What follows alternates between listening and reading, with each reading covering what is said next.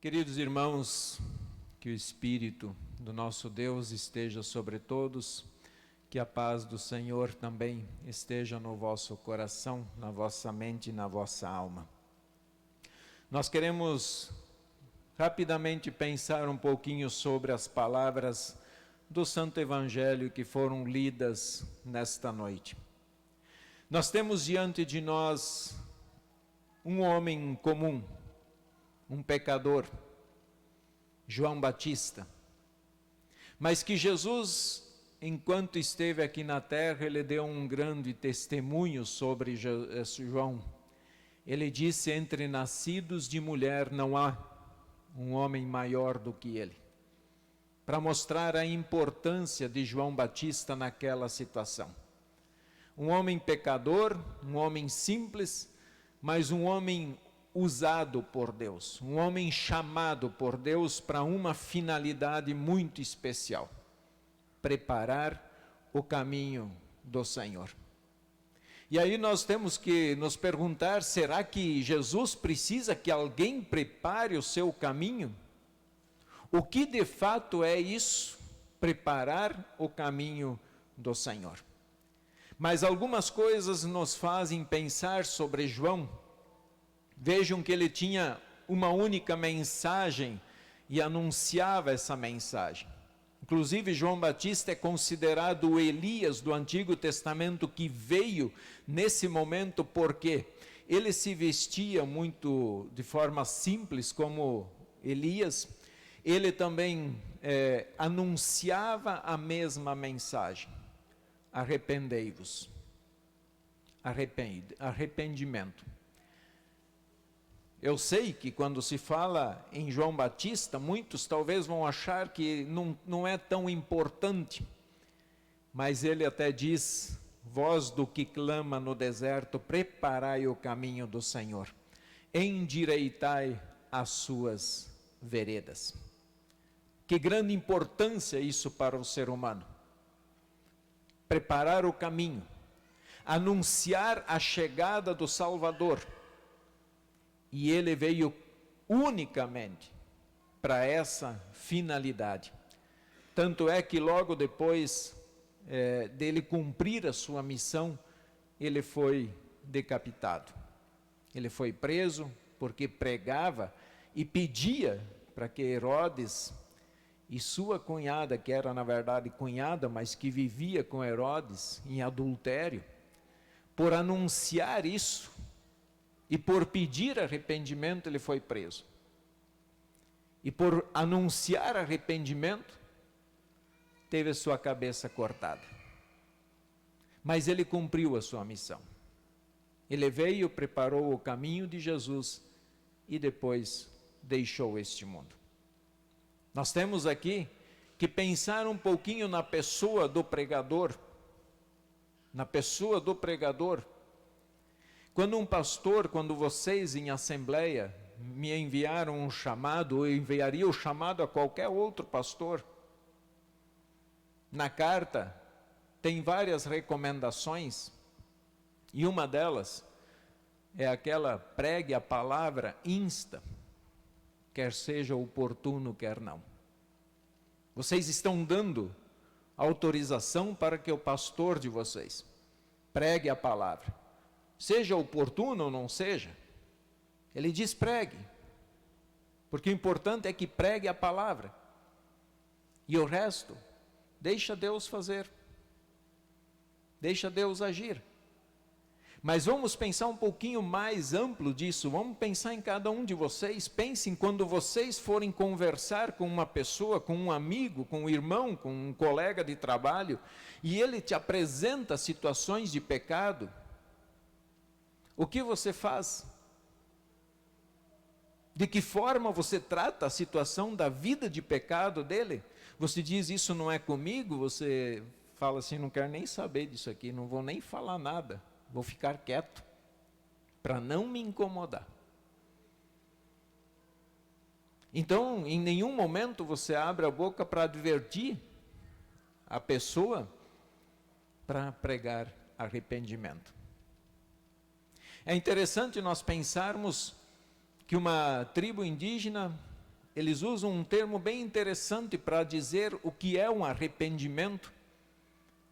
Eles usam o termo dói tanto que eu quero parar. Dói tanto que eu quero parar de fazer o que eu estava fazendo. E esse é o nosso sentido de arrependimento, é olhar para dentro de nós, é olhar para a palavra de Deus. E quando essa palavra é pregada, o que nós fizemos com ela? Nós temos que pensar muito sério nisso, o que nós vamos fazer com ela? Ou nós vamos dizer assim, pastor, sobre isso não fale. Não toque nesse assunto, porque esse assunto é delicado. Na minha visão, se há assunto delicado e que não se deve falar, é porque é uma congregação doente. Porque há pessoas que precisam ouvir, e seja lá qual for a palavra. Ou vocês acham que quando o pastor prepara a mensagem, quando eu vou lá ler a Bíblia, você acha que Deus separa as letras e diz, não, aqui não é para você. Não, ele primeiro me castiga, ele me passa no laço. Porque eu preciso usar essa palavra na minha vida, senão não faz sentido. E ele trata comigo de todo e qualquer assunto. E se há assunto que o pastor não pode tratar, não pode mexer, então há um problema. Afinal, o pastor foi chamado para quê? Pregue a palavra, insta, quer seja oportuno, quer não. Arrependimento. Se o pastor não for para anunciar e pregar arrependimento, qual a finalidade do pastor aqui? Só passar a mão na cabeça e dizer, ó, continue assim, está tudo certo? Se for para isso, não precisem, pastor. Se for para fazer isso, não precisa de pastor. Nós somos chamados para pregar. Vocês, como cristãos, vocês são chamados para pregar. Quer seja oportuno, quer não. Pregue a palavra. João Batista aqui, ele foi muito firme com aquelas pessoas. Ele disse, raça de víboras, quem vos induziu a fugir da ira vindoura? Vocês pensam, João Batista está olhando para aquele povo e dizendo, vocês pensam que vocês vão fugir da ira de Deus? Não vão. Ninguém vai. Ninguém. E não adianta nós tamparmos o sol com a peneira, porque com Deus não tem tampar o sol com a peneira. Ou nós também achamos que vamos fugir da ira vindoura? Para mim podia ser agora. Para mim podia ser agora. E para você? Se o nosso rei que nós tanto aguardamos e tanto esperamos, se ele voltasse, se ele chegasse agora, o que você diria a ele? O que nós diríamos a ele? Versículo 10 ele diz, já está posto o machado à raiz das árvores. Toda árvore, pois, que não produz bom fruto, é cortada e lançada ao fogo. O machado está ali, ele está colocado. E a gente tem medo de dizer que a gente afirma Deus é amor, como cantamos no hino da confissão dos pecados, Deus tem amado, sim, Deus tem amado. Mas não esqueçamos que Deus é justo, Deus é fiel. E aqui ele está dizendo que o machado está colocado na árvore. Uma hora ele corta, vocês podem ter certeza. Uma hora ele vai cortar. Então, será que não é hora de nós, como seres humanos, como povo, não somente aqui dentro, os que estão acompanhando pela internet, como nação brasileira, como todas as outras nações, será que não é hora de fato se arrepender dos pecados? De não simplesmente continuar a vida como a gente quer levar lá fora e pensar que Deus não tem nada a ver com a vida lá fora. Deus tem tudo a ver.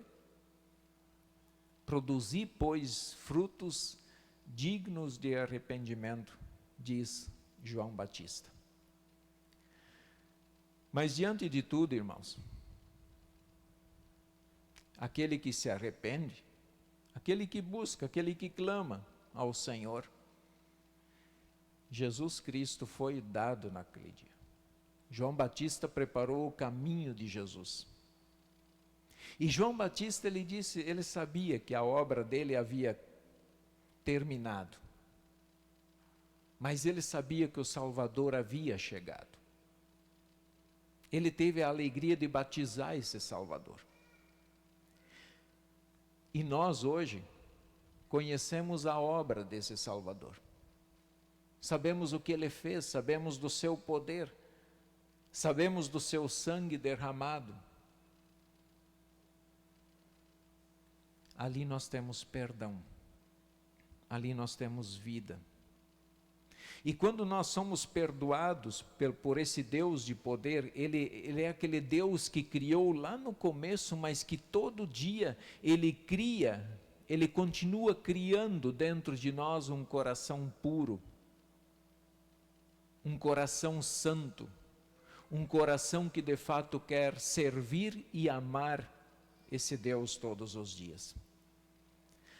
Portanto, arrependei-vos de todos os vossos pecados e credes que em Jesus todos nós temos perdão, vida e salvação. E a exemplo de João Batista, quando vocês saírem desta casa, seja lá para quem for lá fora, anunciem, preguem arrependimento e perdão no Senhor e Salvador, para a vida eterna. Amém.